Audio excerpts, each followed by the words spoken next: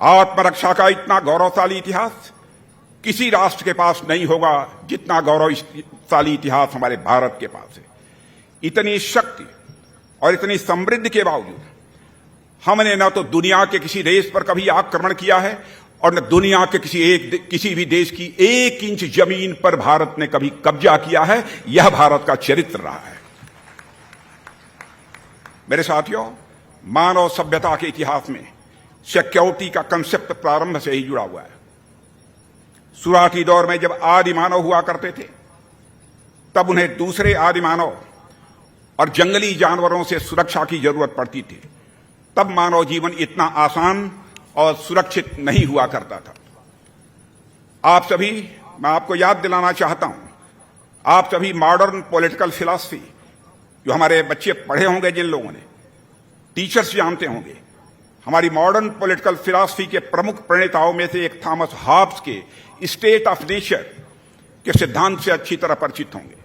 इसमें वह प्रतिपादित करते हैं कि बिना स्टेट के या कहीं बिना शासन प्रशासन के मानव जीवन एक आदर्श जीवन नहीं हो सकता है। यहां स्टेट से उनका तात्पर्य सिक्योरिटी के गारंटर से है। और जहां सुरक्षा नहीं है, जाहिर है वहां कला, साहित्य और संस्कृत की बात यह कहां की जा सकती है। मानव इन सबसे रहित होने के लिए पूरी तरह से अभिशप्त हो जाता है। मेरे साथियों, जहां संस्कृति नहीं है, एक दूसरे के प्रति सम्मान नहीं है, वहां जीवन की भी कोई कीमत नहीं है। थॉमस हॉब्स के अनुसार यह मानव की ऐसी स्थिति है जहां no arts, no letters, no society, and which is worst of all, continual fear and danger of violent death and the life of man, solidarity, poor, nasty and brutish and short। ऐसे में एक आदर्श जीवन वाले समाज के लिए state का existence अनिवार्य हो जाता है। कालांतर में स्टेट के उदय के बाद सिक्योरिटी की जिम्मेदारी फॉर्मल रूप से स्टेट के पास आ जाती है। स्टेट के जो सर्वाधिक महत्वपूर्ण कार्य गिनाए गए हैं, सुरक्षा यानी सिक्योरिटी उनमें पहली है। मेरे साथियों, सुरक्षा का अर्थ है मानव की स्वतंत्रता की रक्षा, सुरक्षा का अर्थ है मानव के अधिकारों की रक्षा, सुरक्षा का अर्थ है मानव की गरिमा की रक्षा। यदि कहा जाए कि security is the first step towards freedom, human rights and economic wellbeing, तो यह कहना भी एग्जैगरेशन नहीं होगा, यह कहना भी अतिशयोक्तिपूर्ण नहीं होगा। इसलिए वेद आदि प्राचीन ग्रंथों में भी इंद्र आदि देवताओं से सुरक्षा और अभय की भी हम लोग कामना करते हैं और उन ग्रंथों में भी यही कामना की गई है। साथियों, बदलते वक्त और समाज के साथ, जैसा मैंने अभी कहा, सिक्योरिटी के डायमेंशंस, और मैं बच्चों से कहूंगा, सिक्योरिटी के डायमेंशंस में बहुत बदलाव आ गया है। क्योंकि इस देश का गृह मंत्री रहते हुए मैंने बहुत नजदीक से देखा है। अब तक सिक्योरिटी आमतौर पर दो पहलू, सिक्योरिटी को आमतौर पर दो पहलू से हम देखते थे। पहली इंटरनल सिक्योरिटी और दूसरी एक्सटर्नल सिक्योरिटी यानी डिफेंस। पर पिछले 2 डिकेड से देखा जा रहा है साथियों कि इंटरनल और एक्सटर्नल सिक्योरिटी के बीच जो एक फासला था वह बड़ा कम होता जा रहा है। जो एक स्पष्ट रेखा, क्लियर लाइन पहले थी, वह अब धुंधली पड़ती जा रही है। सिक्योरिटी थ्रेट के ऐसे नए नए डायमेंशन सामने आ रहे हैं कि उन्हें कैटेगराइज करना अब दिनों दिन बहुत ही कठिन होता जा रहा है, बहुत ही मुश्किल होता जा रहा है। उदाहरण के लिए टेररिज्म को ही लें।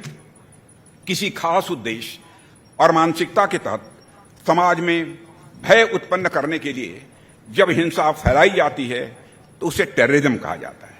सामान्य तौर पर यह इंटरनल सिक्योरिटी के अंतर्गत आता है, पर कई बार मालूम होता है कि ऐसे संगठनों की ट्रेनिंग, फंडिंग और आर्म्स का सपोर्ट यह बाहर देशों से हो रहा है। Cross border infiltration, cross border terrorism की घटनाएं आए दिन देखने को मिलती हैं, जिन्हें एक्सटर्नल सिक्योरिटी की श्रेणी में रखा जाता है। इसी तरह इंसर्जेंसी अथवा एक्सट्रीमिज्म, उग्रवाद या चरमपंथ भी हमारे सामने प्रकट होते रहते हैं। मेरे साथियों, टेक्निकली इनकी डिफिनेशन में यदि आप जाएंगे तो इनके बीच आपको अंतर मिलेगा, पर कब और कहां यह आपस में ओवरलैप कर जाएं और कहां इनके उद्देश्य एक हो जाते हैं, इसका पता लगाना भी यह बहुत कठिन काम हो जाता है। आप उलझन में आ जाते हैं कि यह इंटरनल सिक्योरिटी के अंतर्गत आएगा या यह एक्सटर्नल सिक्योरिटी के अंतर्गत आएगा। और अब तो ऐसे ऐसे सिक्योरिटी थ्रेट्स हमारे सामने आ रहे हैं, जहां सेनाएं खड़ी की खड़ी रह जाती हैं, पुलिस देखती की देखती रह जाती है, पर बड़ी बड़ी वारदातें हो जाती हैं। मैं यहां चर्चा करना चाहूंगा साइबर वार और इंफॉर्मेशन वार।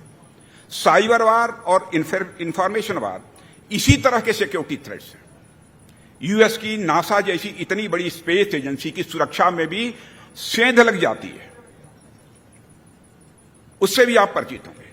हमारे देश में भी हम देखेंगे तो इस संदर्भ में हम कई चौंकाने वाले आंकड़े हमको प्राप्त होंगे। इसी तरह इंफॉर्मेशन वारफेयर है। व्हाट्सएप और फेसबुक के माध्यम से कितनी फेक न्यूज और हेट कंटेंट समाज में लाए जाने की संभावना होती है, जिनका कोई हद हिसाब नहीं है। बाहर से देखने पर दिखाई देता है कि कहीं कोई सेमिनार हो रहा है, कहीं कोई कॉन्फ्रेंस हो रही है, कहीं कोई सभा आयोजित की गई है, जिसमें महत्वपूर्ण विषयों पर बहुत ही गंभीरतापूर्वक विचार हो रहा है, जबकि सच्चाई बिल्कुल यह नहीं होती है।